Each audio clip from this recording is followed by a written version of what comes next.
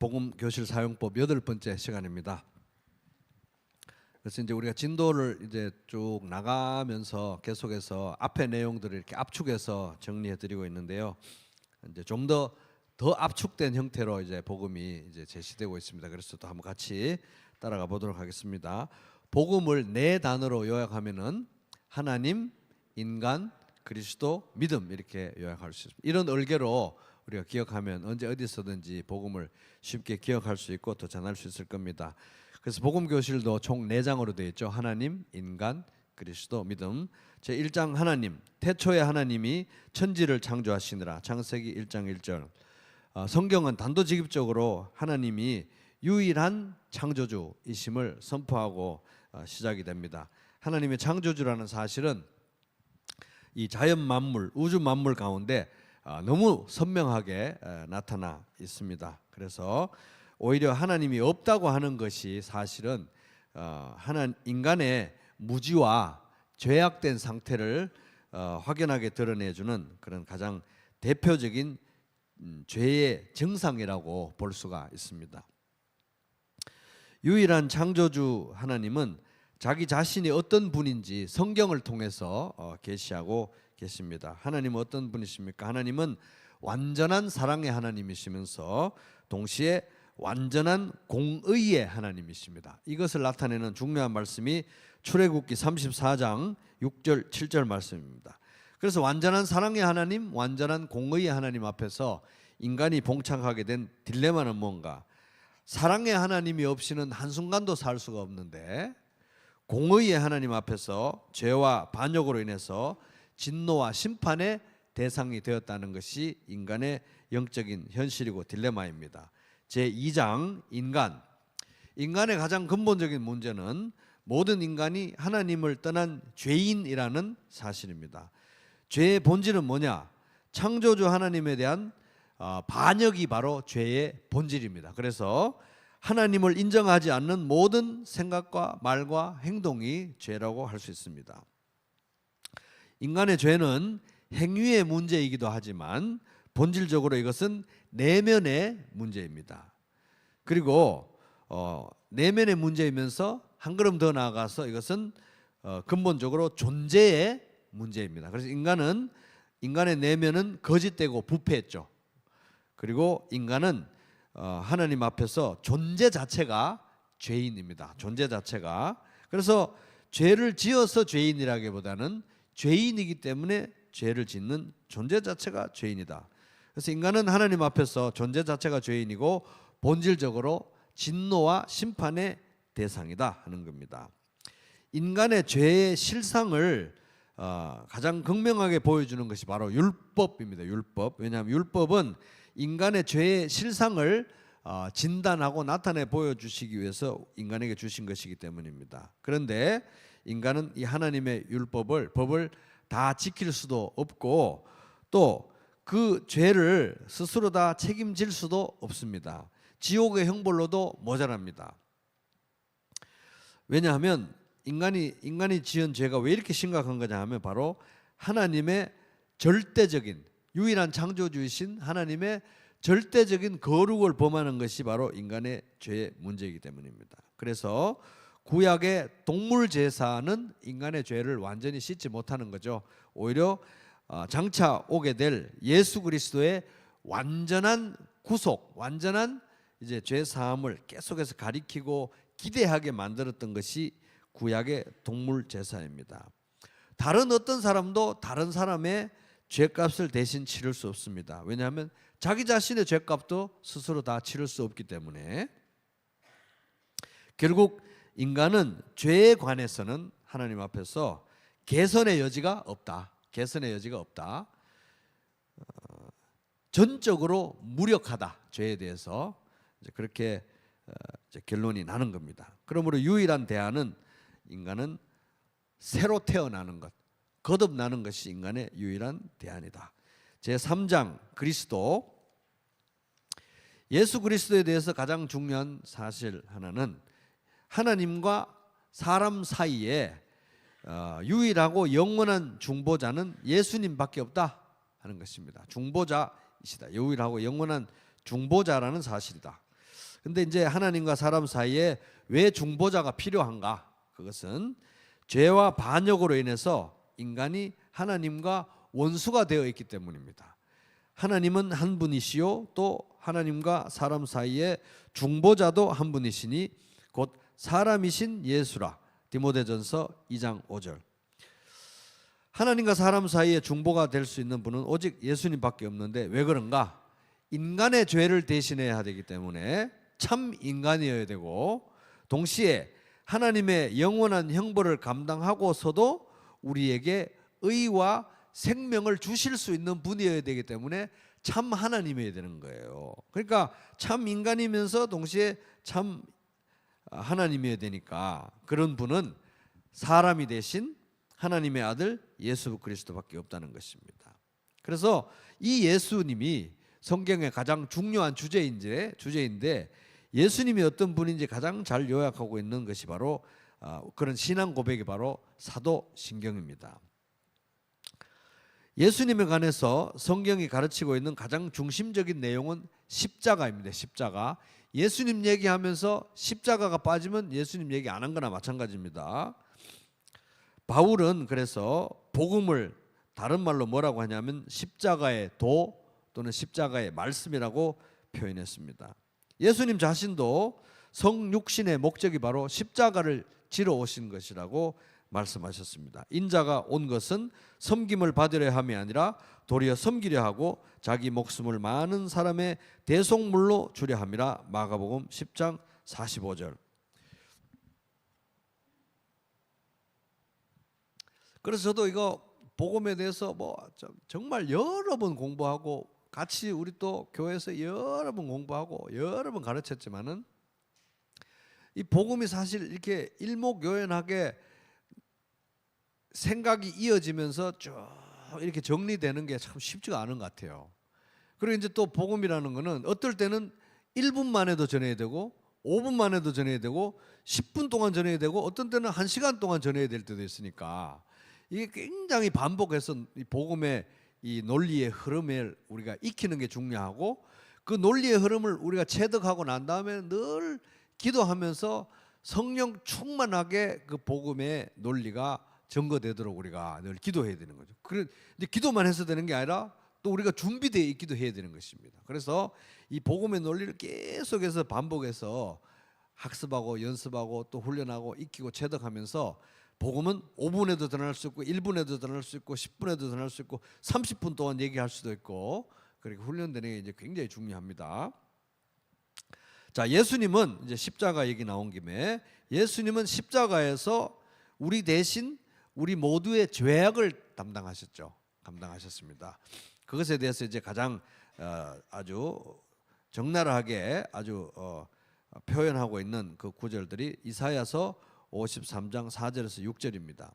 예수님은 십자가에서 우리 대신, 예수님 십자가 얘기할 때는 이제 대신이라는 단어를 항상 강조해야 됩니다. 예수님은 십자가에서 우리 대신 저주와 형벌을 받으셨습니다. 친히 나무에 달려 그 몸으로 우리 죄를 담당하셨으니 이는 우리로 죄에 대하여 죽고 의에 대하여 살게 하려 하심이라.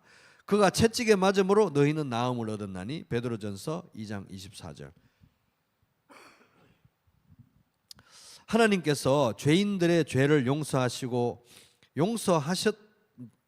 근데 죄인들의 죄를 용서하셨는데 이제 여기서 우리가 이제 기억해야 되는 것은 용서하심, 죄 사함, 죄 씻어 주심에 그친 게 아니라 의롭다고 선언해 주신 거예요. 그러니까 죄를 씻어 주시고 알몸으로 쫓아내신 게 아니라 죄를 씻어 주시고 예수님의 의로 덧입혀 주시다. 의를 옷 입혀 주셨다. 그게 이제 칭의라고 합니다. 그래서 죄를 용서하셨을 뿐만 아니라 의롭다고 선언하시고 예수님 안에서 영원토록 의롭다고 여겨 주시는데 그걸 칭의라고 하는 거예요. 칭의.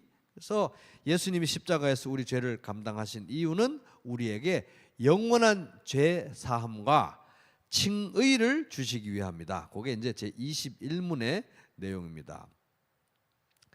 하나님은 우리의 모든 죄를 용서하셨을 뿐만 아니라 예수님의 의를 우리에게 전가시켜 주셨다. 예수님은 얼마나 의로운 분이냐면 죄를 하나도 짓지 않으시고 하나님의 말씀을 다 순종하신 예수님이잖아요.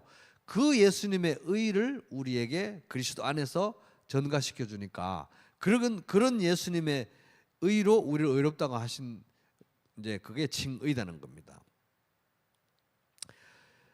그래서 하나님의 원수였던 우리에게 이렇게까지 하신 이유가 뭔가? 우리를 사랑하시기 때문이다. 사랑이 그 이유라는 겁니다.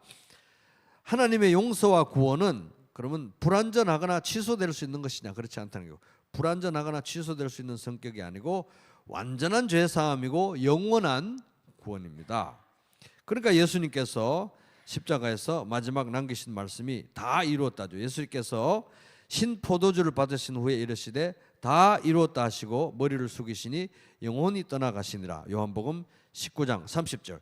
예수님의 구원이 완전한 구원, 영원한 구원이라는 근거가 무엇입니까? 가장 강력한 근거는 부활입니다. 부활. 예수님은 부활로서 하나님의 아들이심이 증명되었고 부활로서 십자가의 구원이 완전하고 영원한 효력을 가진다는 것을 나타내 주시고 증명하셨습니다. 예수는 우리가 범죄한 것 때문에 내줌이 되고 또한 우리를 의롭다 하시기 위하여 살아나셨느니라. 로마서 4장 25절. 그래서 기독교 신앙의 사실성, 우리 신앙의 사실성의 근거가 되는 게 바로 부활이다. 부활이 우리 신앙의 사실성의 기초가 된다. 부활이 만약 역사적 사실이 아니라면은 우리의 복음과 신앙은 모두 헛것이다. 그리스도께서 살아나지 않으셨다면, 부활하지 않으셨다면 여러분의 믿음은 헛된 것이 되고 여러분은 아직도 죄 가운데 있을 것입니다. 고린도전서 15장 17절. 그래서 초대교회 사도들은 복음을 전할 때 항상 부활을 가장 먼저 전했습니다. 그리고 스스로도 부활의 증인들이라는 것을 자처했습니다. 우리는 부활의 증인들이다. 부활에 대한 반론들 몇 가지 지난 시간에 제가 적어 드렸는데 자주 복습해 보시고요. 부활의 핵심 증거들은 뭡니까? 첫 번째, 수많은 목격자들, 사도들과 나중에 500여 증인들을 이제 있었잖아요. 목격자들로부터 증언이 계속 내려온 것이 이제 부활에 관한 이 증언이고 우리들의 믿음입니다. 그리고 사도들의 변화, 사도들은 너무나 겁이 많았는데 나중에 예수 부활의 증인이 된 거죠. 만약에 예수님 부활하지 않았다면 그렇게 목숨 걸고 부활에 대해서 증언하러 다니지 않았을 것입니다. 그리고 이제 한 가지 이제 좀 특별한 그 증거로 제시했던 게 당옥성의 기준이라고 지난 시간 유인물에 있죠. 부활의 최초 목격자를 성경에 적어놨는데 그 사람들이 여성들이었다는 거예요. 여성들. 만약에 이게 짜집게 하고 만약 꾸며낸 이야기였다고 하면 절대로 부활의 최초 증인이 여성들이었다고 그게 성경에 기록하지 않았을 거예요. 왜냐하면 당시에 여성들은 오늘하고 달라가지고 법정에서 증인으로 채택도 안 하는 그런 시대이기 때문에 당옥성의 기준이라고 이제 이걸 부릅니다. 그래서 어쨌든 우리는 부활하신 예수님을 전하는 사람들입니다.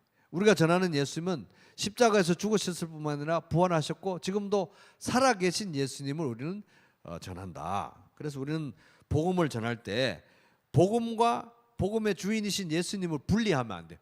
구원과 구원자를 분리하면 안 되는 것입니다. 그래서 우리가 복음을 전할 때 예수가 빠진 구원받는 공식을 전하는 것처럼 복음을 전해서는 안 된다는 거예요. 여기 이제 주의해야 될 사항입니다. 구원과 구원자를 분리하면 안 되고 복음과 복음의 주인이신 예수님을 분리해서는 안 된다. 예수가 빠진 복음의 공식을 전하고 다녀서는 안 된다는 거예요. 그래서 우리가 이런 태도여야 됩니다. 복음을 전할 때 복음은 사람인 내가 전하지만 사실 눈앞에 있는 이 영혼을 부르시는 분, 초청하시는 분은 살아계신 예수 그리스도다. 이런 항상 생각을 가지고 복음을 전해야 됩니다. 그래서 복음을 듣고 복음의 주인이신 예수님을 영접하도록 우리가 복음을 전해야 되는 거예요. 그래서 복음의 초점은 이제 복음에 이제 그 우리가 복음 초청을 할 때 이런 입장이어야 되는 거예요. 이렇게 제가 복음을 전했는데 바로 이 복음에서 말하고 있는 구원을 이루신 이 예수님이 지금 살아계시고 이 예수님 지금 당신을 부르고 계십니다. 이 부름에 응하시겠습니까? 이 예수님을 이 부르심에 응하시고 이 예수님을 믿으시겠습니까? 이런 관점으로 전해야 되는 것입니다. 권세가 있는 거죠. 살아계신 예수님의 사신으로 우리가 복음을 전하는 거니까요, 그죠? 예수 빼고 구원받는 공식만 달달 외워서 전하고 참 쉽죠? 요것만 외우면 돼요. 이런 식으로 전하면 안 된다는 거예요. 지금까지 살펴본 내용은 이제 하나님, 인간, 그리스도인데 이런 모든 것을 들었다면 우리들의 반응은 믿음이어야 됩니다. 믿음. 인간이 죄와 사망에서 구원받을 수 있는 유일한 방법은 예수 그리스도를 통해 이루어진 구원에 관한 복된 소식, 복음을 믿는 것입니다. 그래서 복음에는 하나님의 의가 나타나서 믿음으로 믿음에 이르게 하나니, 로마서 1장 17절. 근데 왜 오직 믿음인가? 사람들이 왜 오직 믿음입니까? 구원은 전적으로 하나님의 은혜의 역사이고 인간이 할 수 있는 일, 보탤 수 있는 일이 아무것도 없기 때문에 오직 믿음으로 구원받는 것입니다. 그러므로 구원은 하나님의 선물이고 믿음도 역시 하나님의 선물이다. 에베소서 2장 8절. 너희가 그 은혜에 의하여 믿음으로 말미암아 구원을 받았으니 이것이 너희에게서 난 것이 아니고 하나님의 선물이다. 에베소서 2장 8절. 그럼 뭘 믿어야 됩니까? 복음을 믿어야 되는 거죠. 복음을 믿는다는 것은 그 십자가를 통해서, 십자가와 부활을 통해서 우리의 구원을 이루신 복음의 주인이신 예수님을 믿는다는 것과 똑같은 의미입니다. 네가 만일 내 입으로 예수를 주로 시인하며 또 하나님께서 그를 죽은 자 가운데서 살리신 것을 내 마음에 믿으면 구원을 얻으리라. 로마서 10장 9절. 그럼 도대체 믿음이라는 게 뭡니까?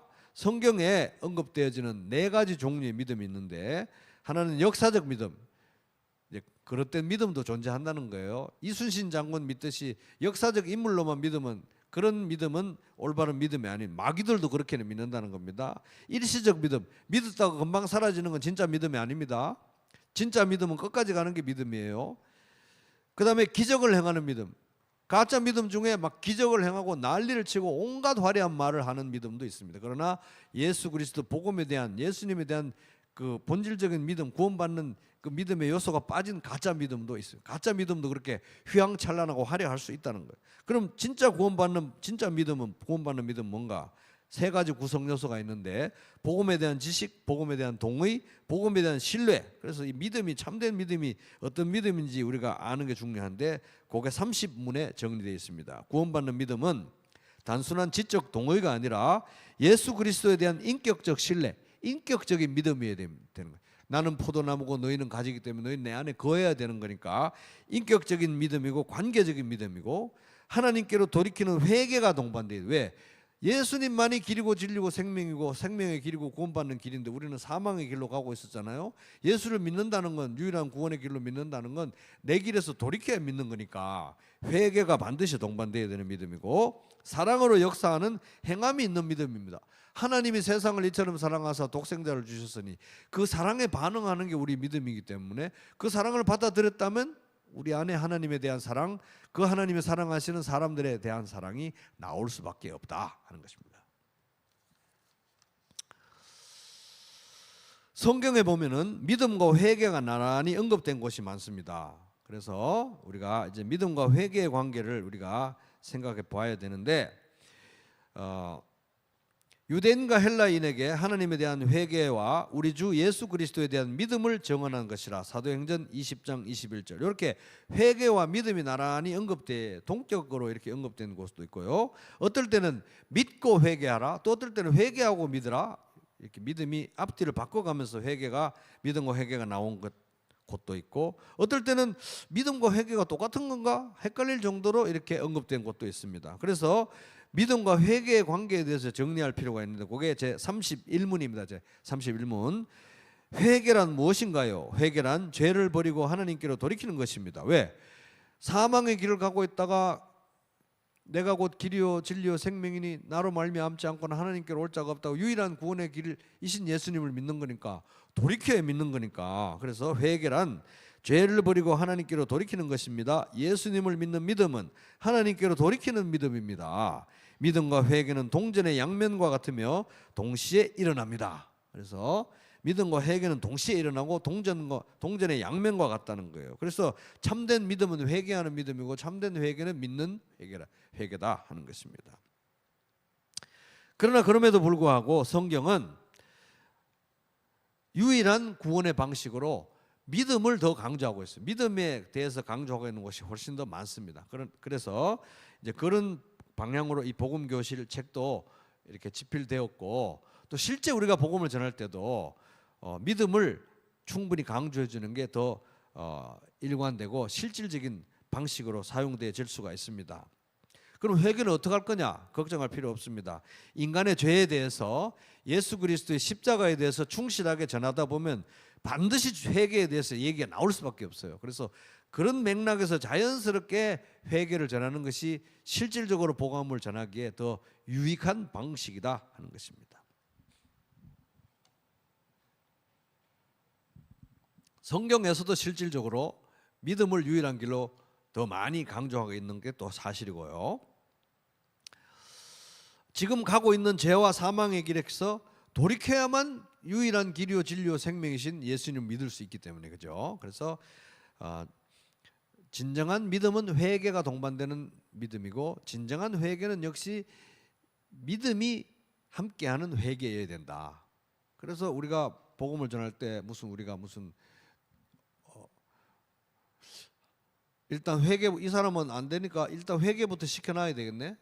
그리고 나서 하는 거 봐가면서 믿음을 줘야 되겠다. 아니면은 이 사람은 일단 믿음부터 넣어주고, 그 다음에 어느 정도 되면 믿음부터 달달하게 넣어주고, 어느 정도 되면 회개를 가르쳐야지. 이런 식으로 우리가 조작하면 안 된다는 거예요. 회개가 동반되는 믿음, 믿음이 동반되는 회개를 가르쳐야 되는 거예요. 참된 믿음은 회개가 있어야 되고, 참된 회개는 믿음이 있어야 되니까, 그죠? 그래서 십자가가 빠지면 복음이 아니고, 죄가 빠지면 복음이 아니, 죄와 십자가에 대해서 얘기하면 반드시 돌이킴이 나올 수밖에 없는 거예요. 왜? 나는 사망의 길을 가고 있는데 예수님은 유일한 생명의 길인데, 그러려면 믿는다는 건 돌이키는 것이기 때문에, 그죠? 그래서 믿음 따로 회개 따로, 믿고 나서 한참 뒤에 회개하고, 회개하고 나서 한참 뒤에 믿는, 이런 진정한 믿음이라면, 진정한 회개라면 그렇게 일어나지 않아요. 동시에 발생한다는 것입니다.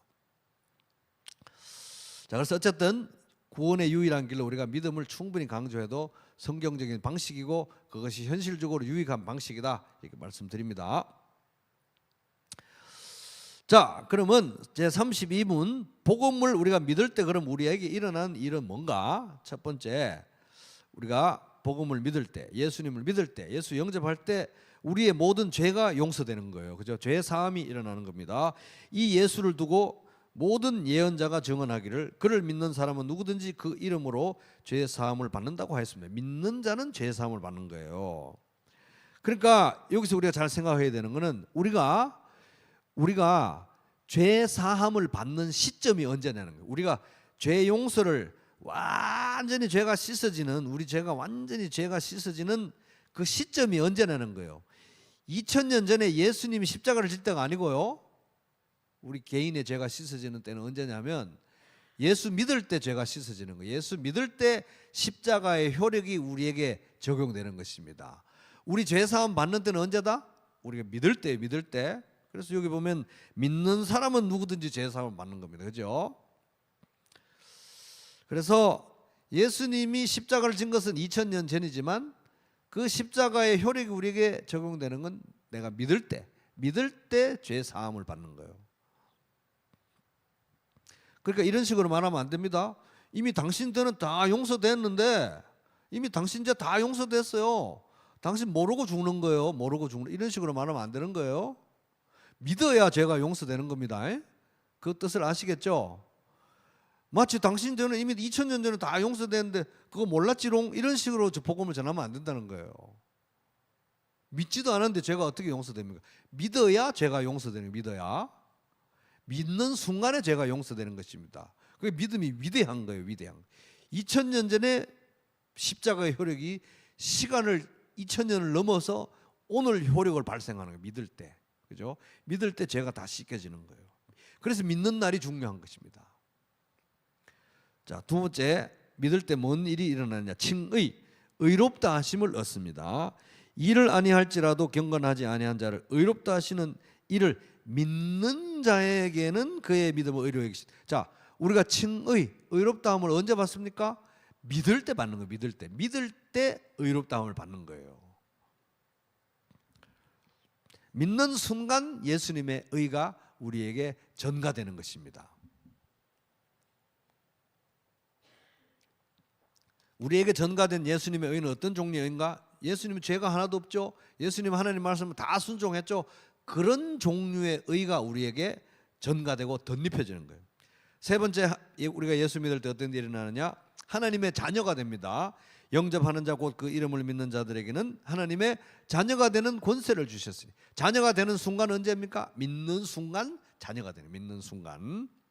마귀의 자녀였다가 하나님의 자녀로 태어나는 거예요.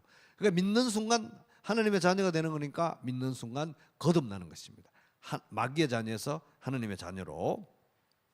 네 번째, 예수님과 연합됩니다. 믿는 순간 연합되는 거예요. 연합. 허물로 죽은 우리를 그리스도와 함께 살리셨고 너희는 은혜로 구원을 받은 것이라. 또 함께 일으키사 그리스도 예수 안에서 함께 하늘에 앉히시니. 믿을 때 저는 개인적으로 이 부분을 제일 좋아해요. 믿을 때 예수님과 연합되는 거예요. 이것만큼 신나는 일이 없는 것입니다. 믿을 때 예수님과 연합이 되는 거예요. 연합. 그래서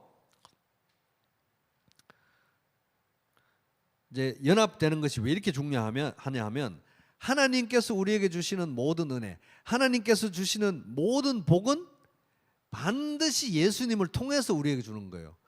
다이렉트는 없습니다.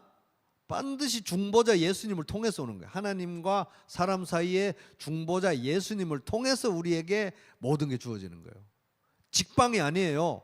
예수님을 통해서입니다. 예수님을. 그래서 예수님과의 연합이 중요해요. 예수님과의 연합. 내가 언제까지 내가 이 예수님을 통해서 받아야 되나? 내가 짬밥이 이 정도인데 언제까지 내가 예수님을 통해서 받아야 돼? 언제까지 그래야 되나요? 영원히. 왜? 우리가 예수님 안에 있는 것은 영원한 것이고, 우리가 예수님과 연합된 것도 영원한 것이고, 예수님의 제사장 되심도 영원한 것이기 때문에 우리는 항상 예수님 안에서 예수님을 통해서 하나님의 은혜를 받는 거예요. 영원한 중보자, 영원한 대제사장 예수님이니까. 그렇죠?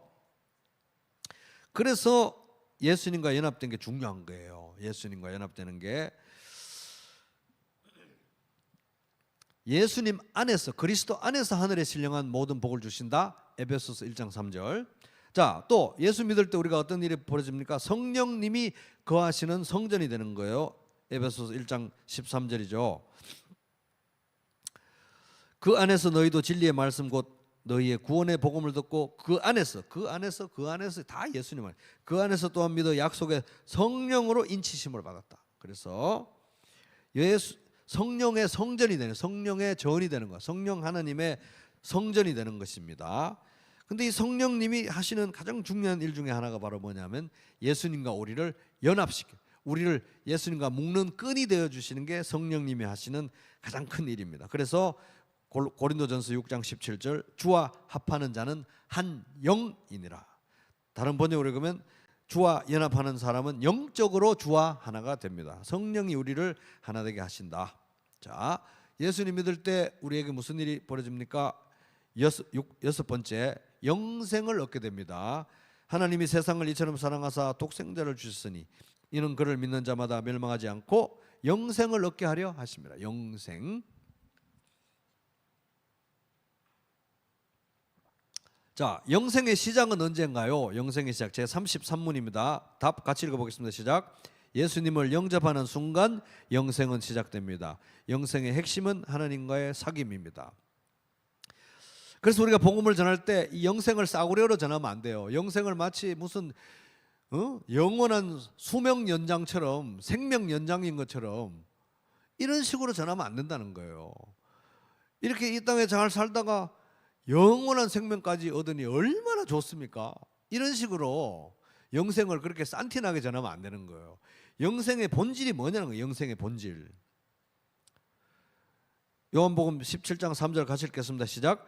영생은 곧 유일하신 참 하나님과 그가 보내신 자 예수 그리스도를 아는 것이니이다. 그래서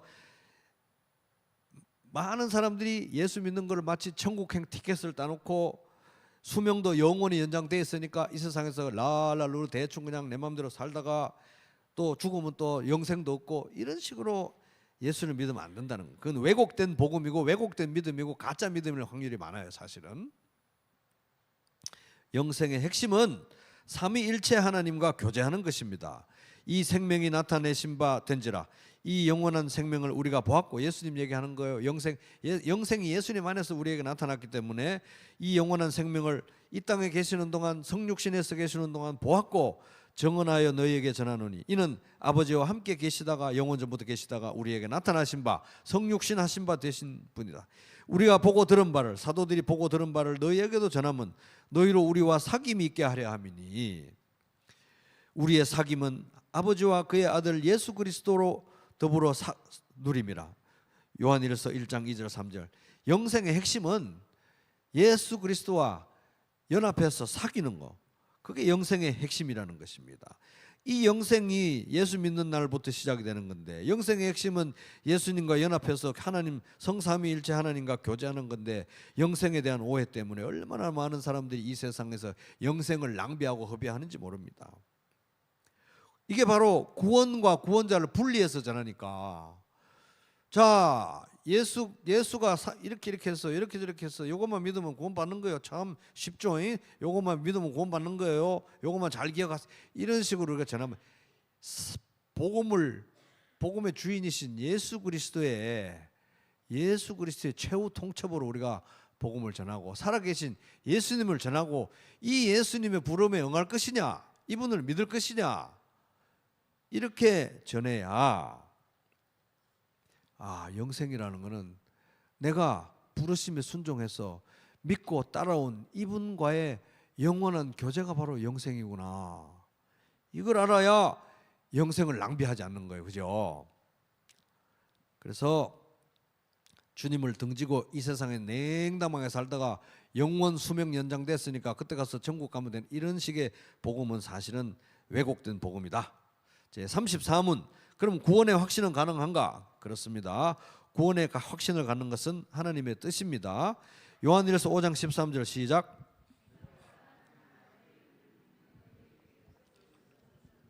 너희로 하여금 너희에게 영생이 있음을 알게 하려 함이라. 그래서 하나님의 아들의 이름을 믿는 너희에게 이것을 쓴 것은 너희에게 영생이 있음을 알게 하기 위해서 썼다. 요한일서 5장 13절이니까 이걸 보면은 하나님의 아들의 이름을 믿는 사람들 중에도 아직 확신이 없을 수가 있다는 걸 우리가 알 수 있죠. 그래서 구원받은 사람 중에, 예수 믿는 사람 중에 확신이 없을 수 있어요. 그죠? 그렇습니다. 예수 믿는 사람이 다 확신이 있으면 좋겠죠. 그러나 예수 믿는 사람 중에 확신이 없을 수가 있다는 거예요. 그러나 방금 이 말씀을 보니까 예수 믿는 사람이 확신을 갖는 게 하나님의 뜻이에요. 그러니까 요한일서 5장 13절을 썼죠. 확신이 없을 수도 있지만 예수 믿는데도 확신을 갖는 게 하나님의 뜻이라는 거예요. 그래서 요한일서의 목적은 구원의 확신이 없다고 윽박지르고 넌 구원 안 받았다고 잘라내기 위한 것이 아니라, 구원의 확신이 없는 믿는 성도들에게 예수 믿는다는 건 예수 손에 붙들렸다는 것이고 영원히 놓지 않는다는 것입니다. 그러므로 예수 믿는다는 건 이미 영생이 있는 거고, 예수님이 이미 영생을 주셨기 때문에 이 영생은 취소되지 않습니다. 오직 믿음만이 구원의 길입니다. 이렇게 복음을 가르쳐주고 구원을 심화시키고 확신을 주는 것이 확신이 없는 사람에게 우리가 어떻게 대해야 되는 방식인 것입니다. 대응 방식. 그게 요한일서의 서신의 기록의 목적인 것입니다. 그러니까 구원의 확신이 없는 사람에게 구원의 확신이 없다고 모욕하고 면박을 주고 당신의 믿음 엉터리라고 하는 게 성경의 취지가 아니라, 믿는데도 구원의 확신이 없다면 구원의 확신을 가르치는 게 성경의 방식이라는 거예요. 믿음을 강화시켜 주는 게 중요하다. 왜? 구원의 확신이 없을 수도 있기 때문에, 믿는데도 불구하고. 그러나 확신이 있는 게 하나님의 뜻이고, 부평교회는 구원의 확신이 있어야 침례를 주니까, 그래서 침례를 받기 위해서 우리는 구원의 확신을 심어주고 가르치는 게 중요하다 하는 것입니다. 그럼 구원의 확신을 어떻게 얻을 것이냐? 구원의 확신을 얻는 방법이, 이제 구원의 확신에 이르는 구체적인 방법이 이제 중요한데,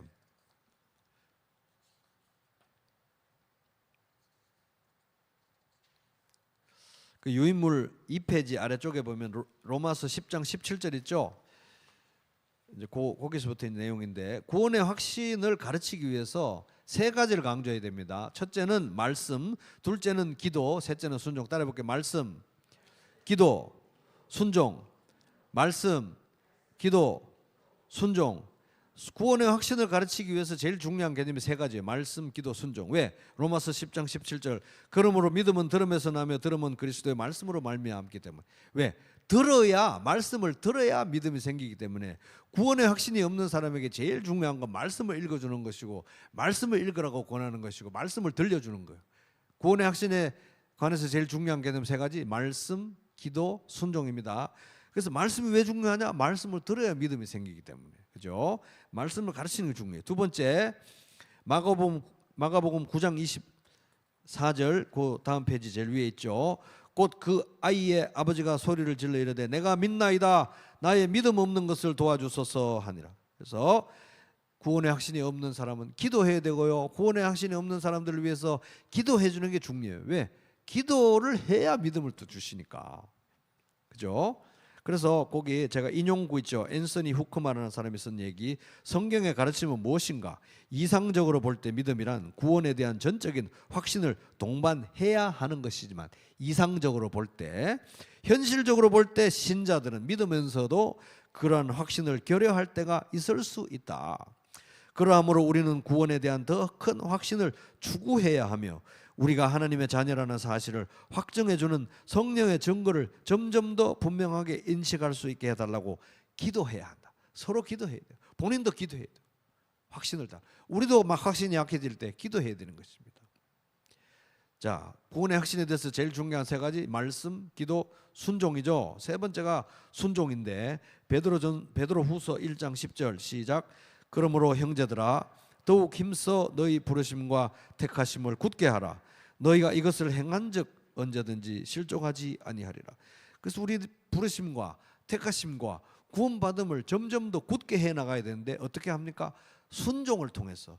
순종을 통해서 순종한 경험, 순종을 통해서 응답받은 경험, 순종을 통해서 우리 간증이 생기는 경험, 순종을 통해서 죄와 싸움에서 이긴 승리의 경험들이 축적되면서 건강한 구원의 확신이 만들어지는 거예요. 이런 것도 전혀 없이 이 복음의 구원 공식만 달달달 외워가지고 그거 믿으면, 한 번 믿으면 취소 안 된대. 이런 식으로 복음을 악용하면서 악하게 구원의 확신을 갖는 그런 가짜 구원의 확신도 있는 거예요. 사실은 악한 구원의 간증도 있는 것입니다. 순종하지 않고, 복음에 순종하지 않고, 순종하는 삶이 없이 그거 달달 외우면 그거 구원받는 거야. 대단한 걸 아는 것처럼 그런 식으로 공식을 외워가지고 그러면 구원받는 거예요. 취소 안 되는 거예요. 거짓 구원의 확신일 수 있다는 것입니다. 그래서 두렵고 떨림으로 구원을 이뤄가야 되는 거예요. 그래서 말씀, 기도, 순종. 말씀, 기도, 순종. 완악한 구원의 확신은 안 되는 거예요. 전혀 삶의 변화도 없이 예수의 옛자도 언급하지 않으면서 복음은 들은 게 있어가지고 구원의 공식을 달달 외우면서 그럼 구원 받는 거야. 그러면 안 된다는 거예요. 그래서 그 웨스트민스터 신앙 고백 보면 모든 신자는 자신의 부르심과 택함을 굳게 세우기 위해 전적으로 노력해야 될 의무가 있다. 우리는 두렵고 떨림으로 계속해서 순종하면서 순종의 경험을 통해서 하나님 앞에서 구원의 확신을 강화시켜 나가야 될 의무가 있다. 조엘 비키라는 사람이 이렇게 말합니다. 믿는 사람은 자신의 구원이나 영생에 대해서 절대로 애매모호한 상태로 있으면 안 된다. 불행한 일이다. 확신에 이르러야 한다. 기도 가운데 하나님의 말씀을 묵상하며 믿는 자에게 주신 약속을 믿음으로 붙들어야 한다. 그리고 자신의 삶을 말씀에 비추어 돌아보며 회개할 죄가 있다면 회개하고 하나님께로 돌이켜야 한다.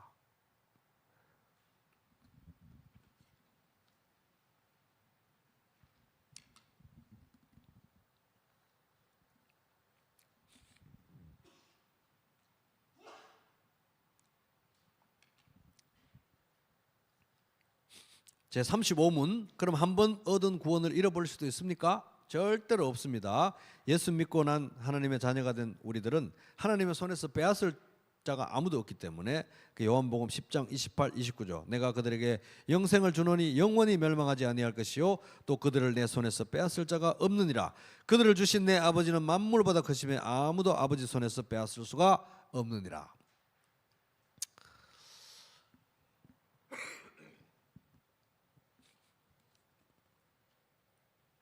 그래서 이제 구원의 확신에 관해서 말씀, 기도, 순종 이 세 가지를 말씀드렸는데, 사실 이제 복음을 전하다 보면 생짜로 아무것도 모르는 사람에게 복음을 전할 때도 있지만, 어정쩡하게 들었던 사람, 교회 꽤 다녔던 사람, 교회 다니는데도 복음 모르는 사람, 확신이 없는 이런 사람들도 있을 수 있잖아요. 그래서 그런 영혼들을 다룰 때는 굉장히 조심해서 다뤄야 되는 거예요. 그래서 요한 1서의 방식을 이제 취해야 되는 것입니다. 내가 하나님의 아들의 이름을 믿는 너희에게 이것을 쓴 것은 너에게 영생이 있음을 알게 하기 위해서, 그런 마음과 태도와 방향으로 그런 영혼들을 다뤄야 되는 거예요. 굉장히 조심스럽게 다뤄야 되는 것입니다. 그죠? 자, 제 36분 6문. 그러면 믿음을 고백해야 됩니까? 답, 그렇습니다. 참된 믿음에는 진실된 고백이 따릅니다. 속으로만 믿으면 안 된다는 거, 고백해야 된다는 겁니다. 로마서 10장 9절, 네가 만일 네 입으로 예수를 주로 시인하며 또 하나님께서 그를 죽은 자 가운데서 살리신 것을 네 마음에 믿으면 구원을 받으리라. 사람이 마음으로 믿어 의에 이르고 입으로 시인하여 구원에 이르느니라. 그래서 시인해야 되는 거, 반드시 시인. 건강한 믿음은 반드시 시인하게 되어 있는 것입니다. 마태복음 10장 32절, 누구든지 사람 앞에서 나를 시인하면 나도 그들 하늘에 계신 내 아버지 앞에서 그를 시인할 것이요 누구든지 사람 앞에서 나를 부인하면 나도 하늘에 계신 내 아버지 앞에서 그를 부인하리라. 그래서 신앙을 고백하는 게 중요하다. 그래서 이제 우리가 복음 전하다 보면 이제 영접 기도라는 거 하잖아요. 이렇게 같이 기도합시다.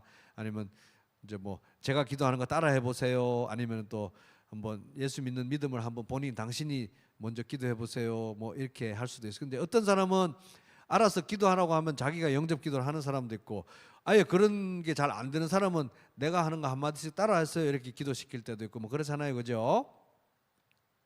그래서 저도 이제 이게 다른 거는 작성해 보니까 이게 쉬운데, 영접 기도를 이게 짧게 압축해서 한번 작성을 해보려고 제가 오래전부터 했었는데 이게 잘 안 되더라고. 이게 요 영접 기도를 쉽게 압축해서 한번 작성해 보는 게 쉽지 않아 가지고, 어쨌든 이번에도 제가 딱 제 마음에 들지는 않습니다만 한번 작성은 해봤어요. 근데 이제 영접 기도를 이제 시킬 때 또는 할 때 조심해야 되는 거는, 우리 중요한 거는 이제 개념 차이를 잘 이해하셔야 되는 게, 영접 기도가 곧 영접은 아니라는 거예요. 영접 기도를 앵무새처럼 했는데 영접은 안 했을 수 있습니다. 무슨 말씀인지 아시겠죠? 영접은 진짜 마음으로 믿어야 되는 거잖아요. 영접은 마음으로 믿는 건데, 영접 기도만 앵무새처럼 따라한다고 주문처럼 외운다고 영접을 한 게 아니라는 거예요. 그럼 영접 기도를 왜 하느냐? 신앙을 표현하게 되기 때문에. 그러니까 이 영접 기도는 우리 각자가 다 준비된 영접 기도를 가지고 이제 복음 전하고 그 자리에서 기도하시렵니까? 어떤 사람은 그 자리에서 기도하기를 원하는 사람도 있고, 어떤 사람은 영접 기도를 또 시키면 안 되는 사람이 있어요. 섣불리 함부로 영접 기도를 시키면 안 되는 사람은 좀 지켜봐야 될 사람도 있긴 있거든요. 근데 정말 간절하게 그 자리에서 막 급하게 지금 아니면 시간이 없어요, 영접 기도를 해야 될 사람이 있는데, 여러분들이 영접 기도를 시킬 때 하나씩 따라해서 할 때 그런 게 준비되어 있어야 되는데, 그런 준비가 안 된 분들을 위해서 제가 이 샘플 영접 기도를 이렇게 해놓은 거고, 그래서 영접 기도를 해야 될 때가 있고 안 해야 될 때가 있고 시켜야 될 때가 있고 보류해야 될 때가 있다는 걸 잘 영적으로 예민하게 판단하셔야 됩니다. 그래서 이제 제가 거기 샘플로 적어놓은 거 제가 한번 읽어보겠습니다. 하나님, 아버지 하나님, 저는 죄인입니다. 길 잃은 양과 같은 저를 죄와 사망에서 구원하시기 위해 독생자 예수님을 보내주셔서 감사합니다. 저를 대신하여 십자가를 지시고 3일 만에 부활하신 예수님, 십자가 보혈로 저의 과거, 현재, 미래의 모든 죄를 영원히 씻어주셔서 감사합니다. 오직 하나님의 은혜로, 오직 예수님을 믿음으로 구원받고 하나님의 자녀가 되어 영생을 누리게 해주셔서 감사합니다. 예수님의 이름으로 기도합니다. 아멘. 그렇게 썼는데요, 이렇게 이걸 참조하셔서 여러분도 영접 기도를 해야 될 때, 또 도와줘야 될 때 이렇게 이런 걸 샘플로 사용해서 사용하시면 되고요. 그래서 믿음을 고백하고 표현하는 방식은 이제 첫 번째는 영접 기도가 있을 수 있고, 또 우리 교회에서는 구원 간증을 꼭 시키잖아요. 구원 간증을 쓰면서 이제 믿음의 고백을 하는데, 이제 구원 간증을 이제 제가 조만간 목자님들께는 공유하긴 했는데 조만간 또 전 성도님들께도 한번 공유하겠습니다만은, 구원 간증을 이제 예전 세대는 구원 간증을 제가 보기에는 잘 쓰셨던 것 같아요. 근데 제가 한 10년간 이 복음 교실을 하고 구원 간증을 막 이렇게 해보니까 세월이 갈수록 구원 간증이 점점 더 어려워지는 거예요. 구원 간증이라는 개념도 너무 생소하고, 구원 간증을 하면 막 다 10사람 다 엉뚱한 방향으로 가가지고, 아 이건 진짜 구원 간증이 잘못하게 이게 이 걸림돌이 되게 해서는 안 되겠다 싶어서 구원 간증을 좀 개량을 했습니다. 그래가지고 이제 형식은 큰 틀은 이렇습니다. 이제 서너 가지 요소가 있는데, 첫째, 예수 믿기 전에 나의 삶은 어떠했나요? 그런 것에 대해서 이제 쓰고, 둘째, 어떤 계기로 예수를 믿게 됐나요? 이제 이렇게 간단하게 쓰고, 이건 다 쓰시잖아요, 그죠?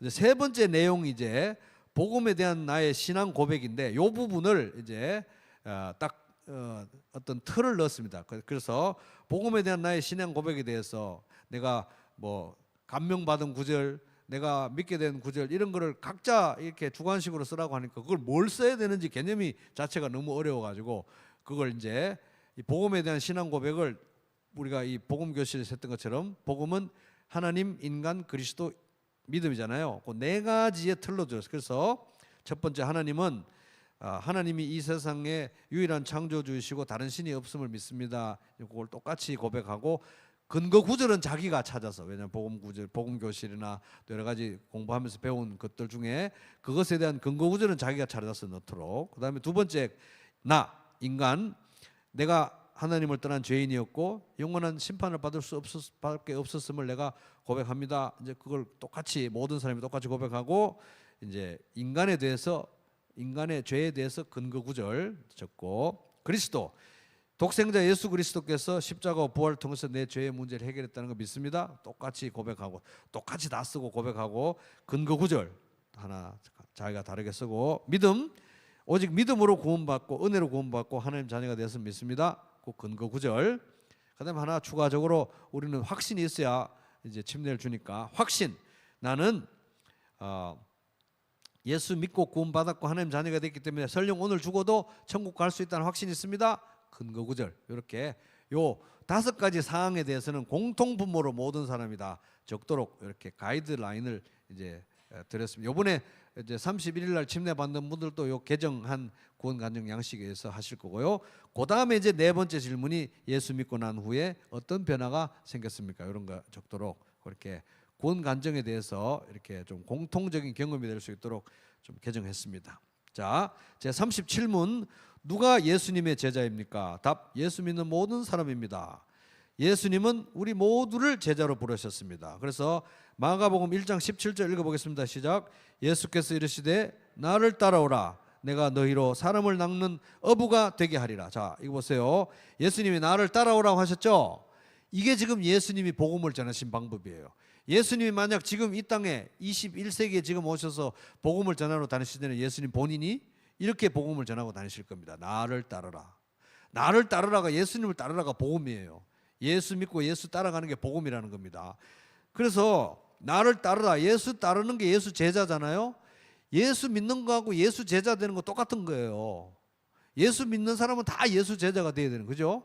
나를 따르라, 믿으니까 따라가죠. 따라가니까 믿는 거죠. 예수 믿는 거하고 제자 되는 거 똑같습니다. 그래서 예수 제자가 누굽니까? 모든 믿는 사람이에요. 모든 믿는 사람. 이거 중요합니다. 모든 믿는 사람. 모든 믿는 사람이에요. 모든 믿는 사람이 제자입니다. 예수 믿게 되는 게 예수 제자 되는 거예요. 똑같은 거예요. 왜냐하면 믿는데 안 따라갈 수 없고 따라가는데 안 믿을 수가 없으니까 예수 따라가는 게 바로 예수 믿는 겁니다. 그리고 심지어 마태복음 11장에 보면 수고하고 무거운 짐진 자들아 다 내게로 오라, 제일 편안하고 제일 따뜻한 말씀이죠. 거기에도 보면은 마태복음 11장 29절, 나는 마음이 온유하고 겸손하니 나의 멍에를 메고 내 종이 되어서 나를 따라오라, 이렇게 하잖아요. 제일 좋아하는 구절인데, 제일 편한 구절인데, 수고하고 무거운 짐진 자들아 다 내게로 오라. 그 다음 구절이 바로 이거예요. 나의 멍에를 메고 나의 종이 되어서 나를 따라오고 나를 배워라. 이게 복음에 대한 초대고 복음이고 구원받는다는 거예요. 예수 믿는다는 건 예수 제자가 되는 거예요. 그죠? 그래서 애누리 복음은 안 되는 거예요. 예수 일단 믿고 예수 제자는 안 돼도 돼. 내가 깎아줄게. 애누리 해줄게요. 예수 믿는 건 믿고 제자 되는 거 안 해도 돼. 깎아줄게. 이런 애누리 복음 없는. 물론 복음 전할 때 막 처음부터 다 이걸 다 굳이 다 얘기할 필요는 없죠. 단계별로 얘기를 해야 되지만 그냥 달랑 믿으면 돼. 달랑 이 머리로만 믿으면 되는 거. 이 복잡한 얘기는 내가 깎아줄 테니까 일단 달랑 믿으시오. 이런 애누리 복음을 전하면 안 된다는 겁니다. 물론 한꺼번에 다 막 덤프트럭 이렇게 쏟아 놓듯이 다 얘기할 필요는 없지만 이것에 대해서 우리가 방향과 방향성을 가지고 복음을 전해야 돼. 애누리 복음을 전할 생각은 오늘부터 아예 하시면 안 되는 것입니다. 모두가 다 제자라는 거, 모두가 다. 그래서 수고하고 무거운 짐진 자들이 다 와서 예수의 멍에를 메고 제자가 되어야 되는, 그게 믿는 거예요. 믿는 거. 믿으면 다 제자가 될 수밖에 없는 것입니다. 그래서 예수님이 오늘날 오시면 복음을 어떻게 전한다? 나를 따르라. 이게 예수님 복음을 전하는 방식이에요. 우리는 예수님이 아니니까 복음을 제대로 이제 우리처럼 전하지만 예수님이 전하시면 나를 따르라. 이게 이 복음이에요. 복음. 그래서 예수님의 제자는 그럼 어떤 사람입니까? 예수 믿는 예수 제자. 예수 믿는 사람은 다 예수 제자인데 예수 믿는 사람은 어떤 사람입니까? 여기 보면 이제 38문은 제가 어떤 행위적으로 접근하지 않고 존재론적으로 접근하기 위해서 어떤 사람입니까? 라고 물었고 어떤 사람입니까? 라고 다 대답했습니다. 그래서 첫 번째, 예수님을 사랑합니다. 왜? 예수님 사랑에 반응해서 믿는 거니까. 그래서 너희가 예수를 보지 못했으나 사랑하는도다. 두 번째, 예수님을 알아갑니다. 예수님을 사랑하고 예수님을 알아가는 사람. 그래서 예수님을 알아가는 게 굉장히 중요해요. 인생의 목표입니다. 베드로후서 3장 8절, 3장 18절. 오직 너희는 우리 구주 예수 그리스도의 은혜와 그를 아는 지식에서 자라가라. 예수 아는 지식에서 자라가는 게 우리 인생의 목표예요. 예수 제자의 목표예요. 세 번째, 어떤 사람입니까? 예수님 닮아가는 사람. 예수님을 사랑하고 예수님을 알아가고 예수님을 닮아가는 사람. 예수님 닮아가는 사람. 로마서 8장 29절, 미리 아신 자들로 또한 그의 형상을 본받게 하기 위해서 구원하신 것. 우리 구원의 목적, 예수 그리스도를 닮아가게 하기 위해서 우리를 구원하신 것입니다. 네 번째, 이 예수 제자들은 교회를 사랑합니다. 교회. 왜? 다 한 피바다 한 몸이는 아버지의 자녀들, 형제 자매들이기 때문에 교회를 사랑합니다. 그 다음에 다섯 번째, 예수님의 증인입니다. 왜? 제일 사랑하는 분이 예수님이고, 그러니까 예수님에 대해서 얘기 안 할래야 안 할 수가 없으니까 예수님의 증인이라는 것입니다. 그래서 이제 여기까지 이제 오늘 이제 복음교실 8번째 시간 마치고, 그동안 또 어려운 과정 또 함께 해주시고, 강의 들으면서 함께 해주신 분들, 또 힘든데 숙제하면서 따라오신 분들, 1:1 전도훈련 얼마나 용기가 많이 필요했습니까? 그죠? 그게 이제 참 어떻게 보면 절벽에서 뛰어내리는 같은 용기를 발휘하신 분들 다들 너무 감사드리고, 이를 통해서 저는 이제 정말 스트레스도 8주 동안 많이 받으셨겠지만 정말 예수 복음을 전하는 전도자들, 또 추수할 일꾼들이 많이 일어났다고 보고, 이제 이것이 우리에게 어떻게 보면 영적 전투선상, 전쟁 상태에서 가장 전방에 딱 정말 1m 전진해서 교두보를 마련한 그런 것처럼 중요한 어떤 그런 단계가 됐다고 봅니다. 또 이렇게 함께 해주신 분들 특별히 수요일 날 이렇게 나오셔서 함께 하신 분들께 감사드리고, 또 인도해 주신 주님께도 감사드립니다. 자, 그러면 다들 서로 수고했다고 한번 격려의 박수 보내도록 하겠습니다. 감사합니다. 수고 많으셨습니다. 네, 그러면 제가 기도하고 마치겠습니다.